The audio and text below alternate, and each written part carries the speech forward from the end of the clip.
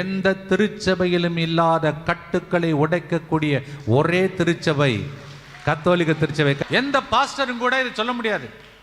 சொன்னால் அவங்களுக்கு பேர் டேபிள் மேலே ஒரு ஆதாரம் எடுத்துட்டு ரொட்டியை கொடுப்பாங்க. ஆனால் கத்தோலிக்க திருச்சபையில் மட்டும்தான் ஒவ்வொரு நாளும் இயேசு நமக்காய் பலியாக மாறுகிறார், அவருடைய இரத்தம் சிந்தப்படும் ஒரே திருச்சபை கத்தோலிக்க திருச்சபை.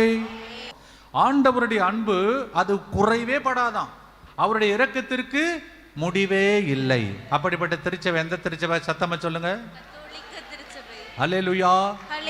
ஒவ்வொரு நாளும் திருப்பலியில் என்ன ஆகுது? கட்டுக்கள் உடையுது. சத்தமா கைதட்டுங்க பார்ப்போம். கட்டுக்கள் உடையக்கூடிய ஒரே திருச்சபை கத்தோலிக்க திருச்சபை.